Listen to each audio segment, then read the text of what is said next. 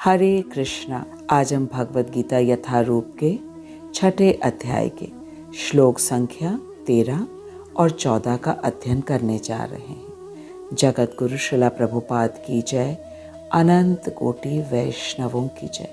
आइए हम मिलकर के पहले श्लोक का वाचन करते हैं। समम काय शिरो ग्रीवम धारयन् अचलम स्थिरः संप्रेक्ष्य नासिका अग्रम स्वं दिशः चान अवलोकयन् प्रशांतात्मा विगतभिः ब्रह्मचारी व्रते स्थितः मनः संयम्य मच्चित्तो युक्त आसीत मत्परः। समं काय शिरो ग्रीवं धारयन् अचलं स्थिरः संप्रेक्ष्य नासिका अग्रम स्वं दिशः चान अवलोकयन् प्रशांतात्मा विगतभिः ब्रह्मचारी व्रते स्थितः मनः संयम्य मच्चित्तो युक्त आसीत मत्परः। भगवान आज हमें योग अभ्यास की विधि बताने जा रहे हैं। भगवान कह रहे हैं कि योग अभ्यास करने वाले को चाहिए कि वह अपने शरीर, गर्दन तथा सिर को सीधा रखे और नाक के अगले सिरे पर दृष्टि लगाए। समम काय शिरोग्रीवम धारयन् अचलम स्थिरः संप्रेक्ष्य नासिका अग्रम स्वं दिशः चान अवलोकयन्। समम का अर्थ है सीधा रखना, काय शरीर, शिरः सिर, ग्रीवम गर्दन को, इन सबको बिल्कुल धारण करना है, लंबवत, बिल्कुल भी इसमें गोल आकार न आए रीढ़ की हड्डी में, और अचल भाव से शांत रह करके आसन ग्रहण करना है। और फिर नाक के अग्र भाग को सभी दिशाओं से अपनी इंद्रियों को हटा करके केवल नाक के अग्र भाव को देखना है। इस प्रकार एक योगी को आसन लगा के बैठना है। फिर भगवान कह रहे हैं प्रशांत आत्मा विगत भी ब्रह्मचारी व्रते स्थित। भगवान कह रहे हैं इस प्रकार से अविचलित तथा दमित मन से भय रहित होकर और विषय जीवन से पूर्णतया मुक्त होकर अपने हृदय को मेरा चिंतन करने में लगाए और मुझे ही अपना चरम लक्ष्य बनाए। मनः संयम्य मत चित्तो युक्त आसीत मत परः। युक्त का अर्थ है कि भगवान से जुड़े और आसीत बैठ करके, मत परम का अर्थ है भगवान कह रहे हैं मुझे ही अपना चरम लक्ष्य जाने। तो आइए अब हम आज के श्लोक को गहराई से समझने से पहले पिछले श्लोकों में जो भगवान ने कहा है उसको समझ लेते हैं।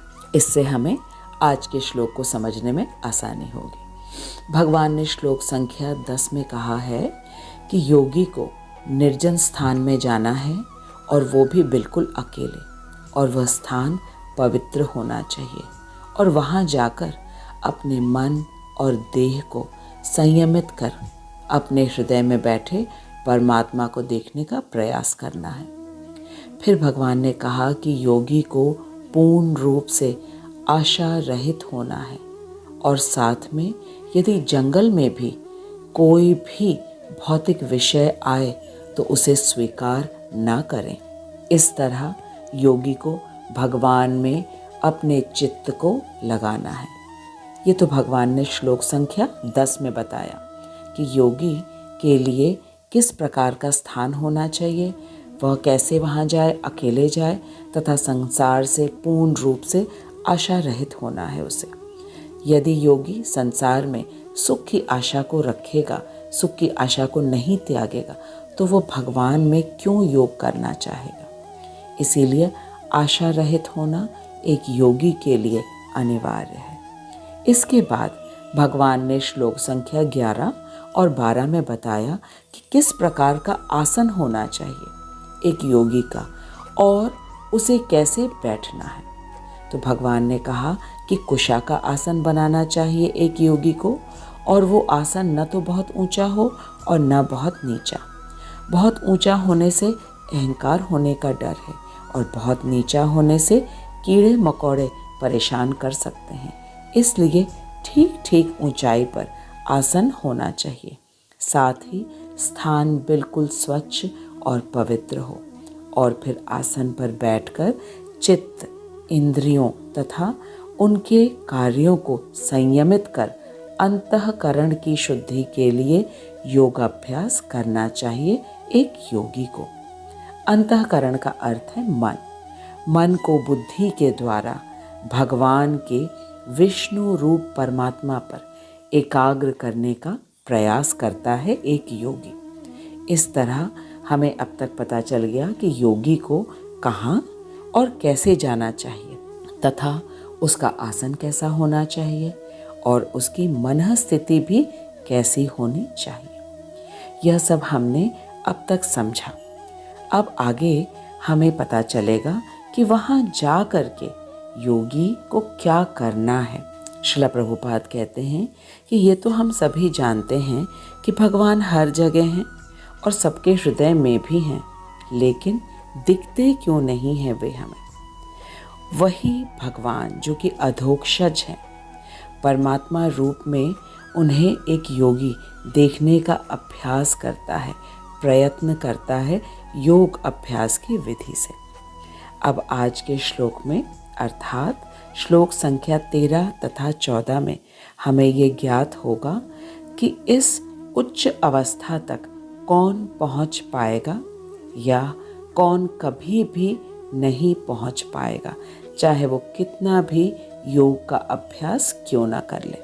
आइए पहले हम श्रील विश्वनाथ चक्रवर्ती ठाकुर का अन्वय पढ़ते हैं। काय शिरोग्रीवम, शरीर, मस्तक और गर्दन समम सीधा, अचलम निश्चल, धारयन धारण कर, स्थिरः स्थिर होकर, स्वयं नासिका अग्रम अपनी नाक के अग्रभाग को, संप्रेक्ष्य भली भांति देखते हुए, दिशः च अनवलोकयन अन्य दिशाओं में न देखते हुए, ब्रह्मचारी व्रत स्थितः ब्रह्मचारी के व्रत में स्थित, विगत भी निर्भय, प्रशांत आत्मा मनः संयम्य मन को संयमित कर,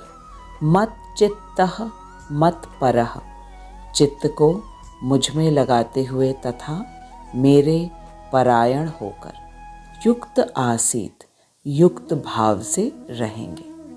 भगवान ने कहा कि ब्रह्मचर्य में व्रत में स्थित, निर्भय तथा प्रशांत आत्मा शरीर, गर्दन और मस्तक को लंबवत रखते हुए, अन्य दिशाओं में दृष्टिपात न करते हुए, दृष्टि को अपनी नाक के अग्रभाग में केंद्रित कर, मन को संयमित कर, चित्त को मुझ में लगाते हुए तथा मेरे परायण होकर युक्त भाव से रहेंगे एक योगी। यही है योग अभ्यास, भगवान को परमात्मा रूप में देखने का जो प्रयास करते हैं उनके लिए।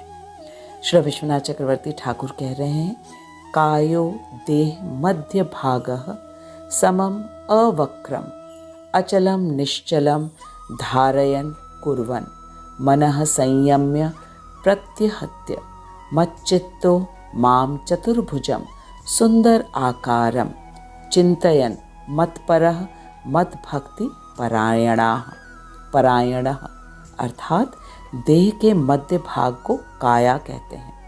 समम का तात्पर्य है अवक्र अर्थात सीधा, और अचलम का तात्पर्य है निश्चल। काय आदि को अवक्र और निश्चल रखते हुए मन को विषयों से हटाकर चतुर्भुज सुंदर आकार मेरी चिंता करते हुए मेरी भक्ति के परायण होंगे योगी, तभी वे हृदय में आसीन विष्णु रूप का दर्शन कर पाएंगे। आगे विश्वनाथ चक्रवर्ती ठाकुर कह रहे हैं कि आसन कैसा होना चाहिए। आसन स्थिर और सुखकर होने से साधन भजन में सहायता मिलती है। स्वास्तिक, मयूर, गरुड़, पद्म आदि 64 प्रकार के आसनों का उल्लेख मिलता है। पतंजलि ने भी स्थिर सुखम आसन कहा है। श्वेताश्वर उपनिषद में कहा है कि आसन की विधि कैसी होनी चाहिए।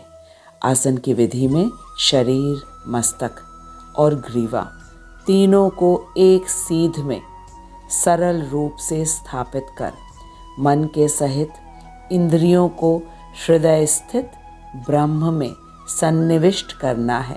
सन्निविष्ट का अर्थ है पूरी तरीके से अपने आप को लगाना है, अपने आप को निवेशित करना है। ऐसा करने वाले विद्वान साधक ब्रह्म रूपी नौका के द्वारा काम, क्रोध रूपी भीषण संसार सागर से उत्तीर्ण हो जाते हैं, उद्धार हो जाता है।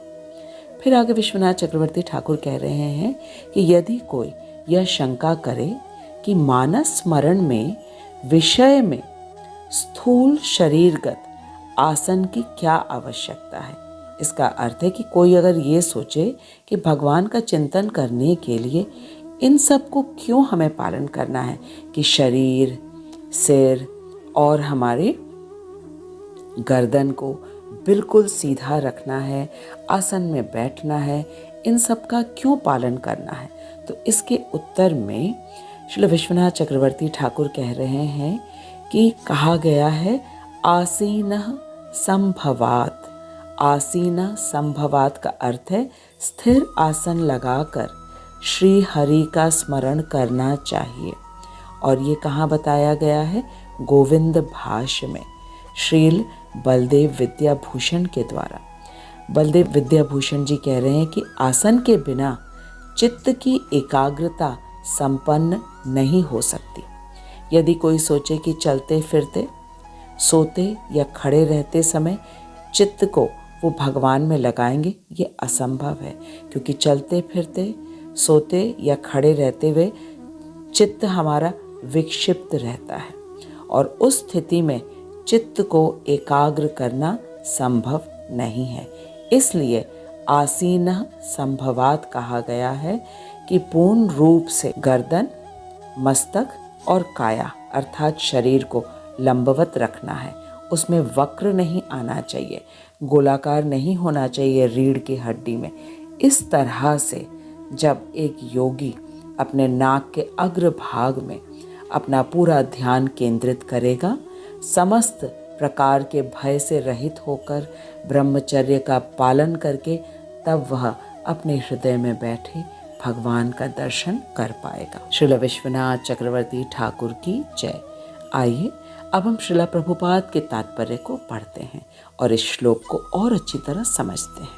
श्रील प्रभुपाद की जय, अनंत कोटि वैष्णवों की जय। श्रील प्रभुपाद कह रहे हैं कि जीवन का उद्देश्य कृष्ण को जानना है। मनुष्य जीवन का उद्देश्य कृष्ण को जानना है, जो प्रत्येक जीव के हृदय में चतुर्भुज परमात्मा रूप में स्थित हैं। और योगाभ्यास का प्रयोजन विष्णु के इसी अंतर्यामी रूप की खोज करने तथा देखने के अतिरिक्त और कुछ नहीं है। प्रभुपाद कह रहे हैं कि अंतर्यामी विष्णु मूर्ति प्रत्येक व्यक्ति के हृदय में निवास करने वाले कृष्ण का स्वांश रूप है। और जो इस विष्णु मूर्ति की अनुभूति करने के अतिरिक्त किसी अन्य कपट योग में लगा रहता है, वह निसंदेह अपना समय व्यर्थ कर रहा है, अपव्यय करता है। प्रभुपाद कह रहे हैं कि कृष्ण ही जीवन के परम लक्ष्य हैं और प्रत्येक हृदय में स्थित विष्णु मूर्ति ही योग अभ्यास का लक्ष्य है। हृदय के भीतर इस विष्णु मूर्ति की अनुभूति प्राप्त करने के लिए ब्रह्मचर्य व्रत अनिवार्य है। अतः मनुष्य को चाहिए कि वह घर छोड़ दे और किसी एकांत स्थान में बताई गई विधि से आसीन होकर रहे। नित्य प्रति घर में या अन्यत्र मैथुन भोग करते हुए और तथाकथित योग की कक्षा में जाने मात्र से कोई योगी नहीं हो जाता है। उसे मन को संयमित करने का अभ्यास करना होता है और सभी प्रकार की इंद्रिय तृप्ति से, जिसमें मैथुन जीवन सबसे मुख्य है, उससे बचना होता है। महान ऋषि याज्ञवल्क्य ने ब्रह्मचर्य के नियमों में बताया है, कर्मणा मनसा वाचा स्वाह अवस्थासु सर्वदा सर्वत्र मैथुन त्यागो ब्रह्मचर्य प्रचक्षते। कर्मणा मनसा वाचा सर्व अवस्थासु सर्वदा सर्वत्र मैथुन त्यागो ब्रह्मचर्यम प्रचक्षते। इसका अर्थ है कि सभी कालों में, सभी अवस्थाओं में तथा सभी स्थानों में मनसा वाचा कर्मणा से मैथुन भोग से पूर्णतया दूर रहने में सहायता करना है ब्रह्मचर्य व्रत का लक्ष्य है। इसका अर्थ है कि ना तो मन से, ना वचन से और ना कर्म से कभी भी स्त्री संग की बात सोचना है एक ब्रह्मचारी को, तभी जाकर के वो ब्रह्मचारी व्रत का पालन कर पाता है। फिर प्रभुपाद कह रहे हैं कि मैथुन में प्रवृत्त रहकर योग अभ्यास नहीं किया जा सकता। इसीलिए बचपन से जब मैथुन का कोई ज्ञान नहीं होता है, तब ब्रह्मचर्य की शिक्षा दी जाती है बच्चे को गुरुकुल में। 5 वर्ष की आयु में बच्चों को गुरुकुल भेजा जाता है, जहां उन्हें गुरु ब्रह्मचारी बनाने के दृढ़ नियमों की शिक्षा देते हैं। ऐसे अभ्यास के बिना किसी भी योग में उन्नति नहीं की जा सकती, चाहे वह ध्यान हो या ज्ञान हो या भक्ति। पूर्ण रूप से बता दिया गया कि ब्रह्मचारी व्रत का पालन किए बिना न तो ध्यान हो सकता है, न ज्ञान और न ही भक्ति, क्योंकि जब तक इंद्रियां नियंत्रित नहीं रहेगी, मन संयम में नहीं रहेगा, तो किसी प्रकार का भी भगवान से योग असंभव है। फिर आगे प्रभुपाद कह रहे हैं कि लेकिन जो व्यक्ति विवाहित जीवन के विधि विधानों का पालन करता है, अर्थात प्रभुपाद कह रहे हैं गृहस्थ में रह करके जो अपने विवाहित जीवन का विधि का पालन करता है और अपनी ही पत्नी से मैथुन संबंध रखता है, वह भी ब्रह्मचारी ही कहलाता है। ऐसे संयमशील गृहस्थ ब्रह्मचारी को भक्ति संप्रदाय में स्वीकार किया जा सकता है, किंतु ऐसे संयमशील गृहस्थ ब्रह्मचारी को ज्ञान तथा ध्यान संप्रदाय वाले कभी भी अपने ब्रह्मचर्य के योग अभ्यास में सम्मिलित नहीं करते। इसका अर्थ यह है कि ज्ञान योगी और ध्यान योगी किसी भी गृहस्थ को अपने योगाभ्यास में प्रवेश करने की अनुमति नहीं देते, क्योंकि उनका मानना है कि पूर्ण ब्रह्मचर्य अनिवार्य है ज्ञान योग तथा ध्यान योग के लिए। लेकिन प्रभुपाद कह रहे हैं कि भक्ति संप्रदाय में गृहस्थ ब्रह्मचारी को संयमित मैथुन की अनुमति रहती है, और ये इसलिए है क्योंकि भक्ति संप्रदाय इतनी शक्तिशाली है कि भगवान की सेवा में लगे रहने से स्वतः ही मैथुन का आकर्षण एक गृहस्थ त्याग देता है। भगवद गीता के 2 अध्याय में कहा गया है, विषया विनिर्वर्तन्ते निराहारस्य देहिनः रसवर्जं रसोप्यस्य परम दृष्ट्वा निवर्तते। कहा गया है कि जहाँ अन्यों को विषय भोग से दूर रहने के लिए बाध्य किया जाता है, अन्यों अर्थात जो ज्ञान योगी हैं और ध्यान योगी हैं, उनको गृहस्थ जीवन में प्रवेश करने की अनुमति नहीं है। लेकिन वहीं भगवत भक्त भगवत रसास्वादन के कारण इंद्रिय तृप्ति से स्वतः ही विरक्त हो जाता है, भक्त को छोड़कर अन्य किसी को इस अनुपम रस का ज्ञान ही नहीं होता है कि भगवान में मन लगाने से, भगवान की कथा सुनने से, नाम जप करने से परम रसमय जो भगवान है, क्योंकि भगवान रसराज है, उस भक्त की भौतिक संसार की समस्त चीज़ों से विरक्ति हो जाती है। इसीलिए एक भक्त जो है ब्रह्मचर्य का पालन न करते हुए भी, गृहस्थ में रहते हुए भी परम ब्रह्मचारी है, क्योंकि वह अपनी भ्राता पत्नी के साथ भी इंद्रिय तृप्ति के लिए स्त्री संग नहीं करता है, केवल कृष्ण भावना भावित संतान उत्पत्ति करने के लिए स्त्री संग करता है। श्रीला प्रभुपाद हमें आगे कह रहे हैं कि कृष्ण भावना भावित व्यक्ति ही योग का पूर्ण अभ्यास कर सकता है, क्योंकि वही पूर्ण रूप से ब्रह्मचारी भी है और वह पूर्ण रूप से निर्भय भी है, क्योंकि उसे मालूम है वो कृष्ण का स्मरण करता रहता है।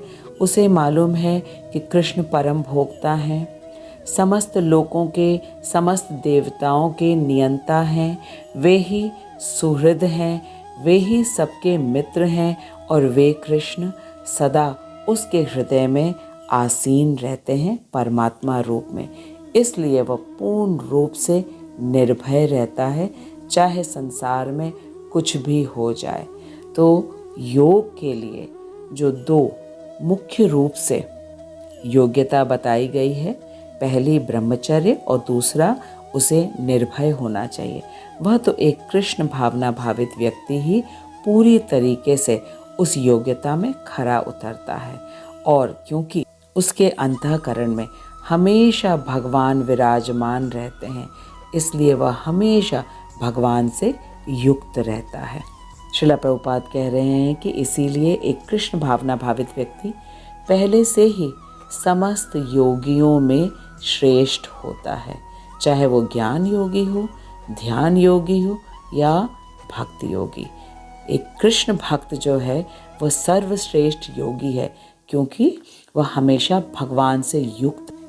प्रभुपाद फिर कह रहे हैं कि यहाँ पर जो योग की जो विधि बताई गई है, तो वो नियम तथाकथित लोकप्रिय योग समितियों से बिल्कुल भिन्न है, अलग है। क्योंकि आज जिस योग का अभ्यास कराया जाता है, वहाँ पर तो कभी भी मन को और इंद्रियों को नियंत्रित करने की बात नहीं की जाती है, केवल कुछ शरीर के आसन और प्राणायाम ही करवाया जाता है, जो भगवान के द्वारा योग विधि बताई गई है उससे बिल्कुल भिन्न है। अब हमने अच्छे से समझा कि योग अभ्यास करने के लिए कौन सा स्थान होना चाहिए तथा कैसा आसन होना चाहिए और किस प्रकार समस्त भौतिक आशाओं का त्याग करके योगी को हृदय में विराजमान परमात्मा पर अपना पूर्ण ध्यान केंद्रित करना है।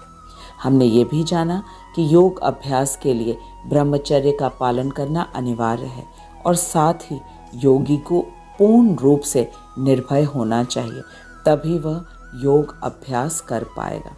श्रीला प्रभुपाद ने ब्रह्मचर्य को बहुत अच्छी तरीके से परिभाषित किया है।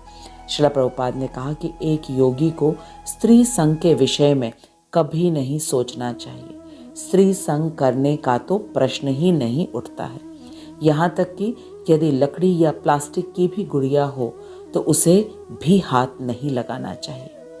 प्रभुपाद कहते हैं कि जो ज्ञानी और ध्यानी होते हैं, उनका कहना है कि एक गृहस्थ तो कभी भी योगी बन ही नहीं सकता। इसी कारण से बचपन से ही 5 वर्ष की आयु से उसे गुरुकुल भेज दिया जाता है, ताकि गुरु के मार्गदर्शन में पूर्ण रूप से वह अपनी इंद्रियों को संयमित कर सके। ज्ञान योग और ध्यान योग के लिए पूर्ण ब्रह्मचर्य अनिवार्य है, लेकिन भक्ति योग में गृहस्थ भी सरलता से भक्ति कर सकता है।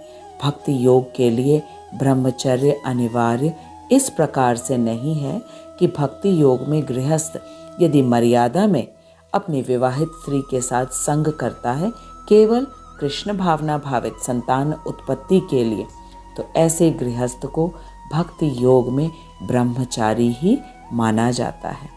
और भक्ति योग में गृहस्थ को इसलिए ब्रह्मचारी माना जाता है क्योंकि भक्ति योग की विधि इतनी सरस है कि एक बार जब उत्तम रस की प्राप्ति हो जाती है तब निम्न रस अपने आप ही छूट जाता है।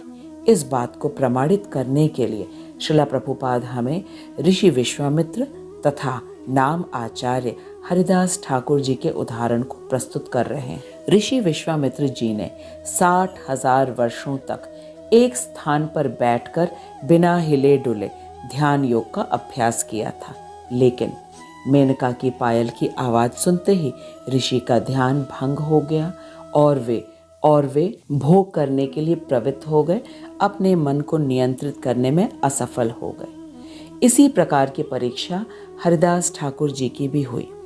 हरिदास ठाकुर जी को लुभाने के लिए एक वेश्या 3 रातों तक लगातार आती रही, लेकिन वह हरिदास ठाकुर जी को अपनी सुंदरता से लुभा नहीं पाई, बल्कि वह स्वयं ही भगवान की भक्त बन गई। हरिदास ठाकुर भगवान के भक्त हैं और वे सदा भगवान के ध्यान में नाम जप के द्वारा डूबे रहते हैं।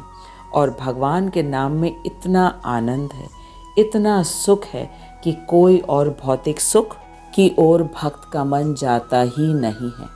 और ऐसा इसलिए संभव है क्योंकि भगवान रस राज हैं और एक भक्त भगवान के नाम, रूप, गुण तथा लीलाओं का नित्य रस आस्वादन करता रहता है। इसी कारण उसे इस भौतिक जगत का स्त्री संग का आकर्षण भी आकर्षित नहीं कर पाता। इस प्रकार एक भक्ति योगी ही गृहस्थ होते हुए भी सदा ब्रह्मचर्य का पालन करता है और साथ ही एक भक्त को ही यह पूर्ण रूप से ज्ञान होता है कि कृष्ण पूर्ण पुरुषोत्तम है, वे ही परम भोक्ता हैं, सबके नियंत्रक हैं और सभी के एकमात्र सुहृद हैं और वे परम बलशाली हैं। इस बात का बोध होने से भक्त पूर्ण रूप से निर्भय हो जाता है। वह जानता है कि कृष्ण उसके हृदय में विराजमान है। इस बात का पूर्ण विश्वास बस एकमात्र एक भक्त को ही होता है। ऐसा इसलिए क्योंकि भगवान का भक्त ये जानता है कि भगवान परम भोक्ता है, समस्त लोकों के और देवताओं के नियंता हैं और सभी प्राणियों के सुहृद हैं। सुहृद का अर्थ है हितकारी और वे सबके हृदय में परमात्मा रूप में विराजमान हैं। जब एक भक्त को ये पूर्ण ज्ञान होता है कि भगवान उसके हृदय में आसीन है तो वो बिल्कुल निर्भय हो जाता है। उसे मालूम है कि भगवान अपने भक्तों की रक्षा करने के लिए पूतना, शक्टासुर, तृणावर्त, अघासुर, बकासुर जैसे न जाने कितने असुरों को भगवान ने मार दिया। उन्होंने गोवर्धन पर्वत धारण कर लिया ब्रजवासियों की रक्षा करने के लिए। कालिया पर नृत्य करके यमुना से भगा दिया कालिया को और यमुना जी के विषैले जल को स्वच्छ कर दिया केवल अपने चरण का स्पर्श करा के। भक्त को ये अच्छी तरह ज्ञान होता है कि भगवान सर्वशक्तिमान है, इसलिए एक भक्त किसी प्रकार की कोई भी विपत्ति से नहीं डरता है। यह विश्वास एक ज्ञानी और ध्यानी को नहीं होता है। ज्ञानी तो भगवान को निराकार मानता है और वह केवल यह जानता है कि भगवान एक शक्ति है, और ध्यानी भगवान को अपने हृदय में बैठे परमात्मा के रूप में दर्शन करना चाहता है। ध्यान योग के अभ्यास की विधि के द्वारा आज के श्लोक में भगवान के परमात्मा स्वरूप में ध्यान केंद्रित करने के लिए जिस योग्यता की आवश्यकता बताया है भगवान ने, वह है कि योगी को कड़ाई से, बहुत सख्ती से ब्रह्मचर्य का पालन करना है तथा उसे निडर होना है। ज्ञानी और ध्यानी एक बार ब्रह्मचर्य का पालन कर भी लेंगे शायद, लेकिन निडर तो एकमात्र भक्त ही होता है। इसलिए श्रील प्रभुपाद कहते हैं कि ध्यान योग की दोनों योग्यताएं एकमात्र एक भक्त में ही होती हैं। भक्त गृहस्थी में रहकर भी भगवान की नवधा भक्ति करके संसार के सभी आकर्षण से विरक्त हो जाता है, क्योंकि उसकी इंद्रियां तो सर्वोच्च रस में लीन है। सर्वोच्च रस अर्थात रसराज श्री कृष्ण में लीन है। भक्त स्त्री संग से भी स्वतः ही विरक्त हो जाता है। वह स्त्री संग एकमात्र कृष्ण भावना भावित संतान उत्पत्ति के लिए करता है, अपनी इंद्रिय तृप्ति के लिए नहीं। और भक्त पूर्ण रूप से निर्भय होता है। वह जानता है राखे हरि तो मारे कौन, और मारे हरि तो राखे कौन। साथ ही वह ये भी भली भांति जानता है कि वह शरीर नहीं बल्कि आत्मा है, और आत्मा शाश्वत है, क्योंकि वह भगवान का अंश है, श्री कृष्ण का अंश है।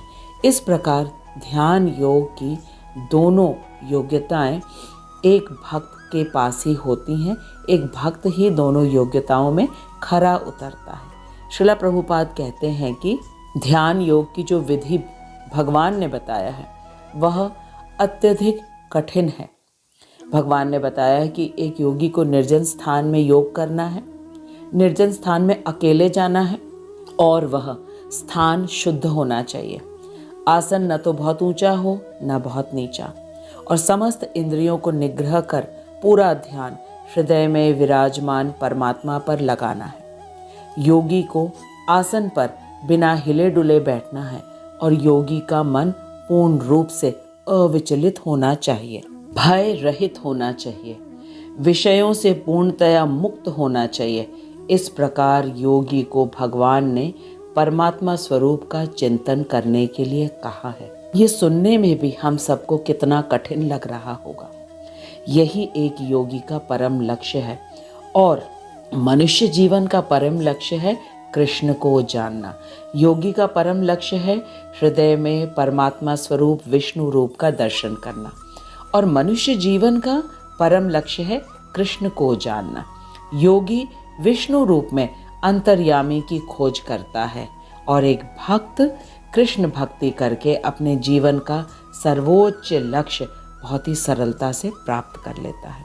अर्थात एक भक्त ही पूर्ण योगी है। भक्त के लिए जो साधन बताया गया है वह साधन है नाम जप। हरे कृष्ण महामंत्र का नाम जप। हरे कृष्ण कृष्ण कृष्ण हरे हरे, हरे राम राम राम हरे हरे। जप करने की विधि भी शास्त्रों में बताया गया। श्रील प्रभुपाद कह रहे हैं कि यदि किसी के मन में शंका हो कि भगवान का नाम जप खाते पीते, सोते जागते, चलते फिरते किया जा सकता है, तो इस शंका के समाधान के लिए शास्त्र में बताया गया है आसीनः संभवात, अर्थात स्थिर आसन लगाकर श्री हरि का स्मरण करना चाहिए।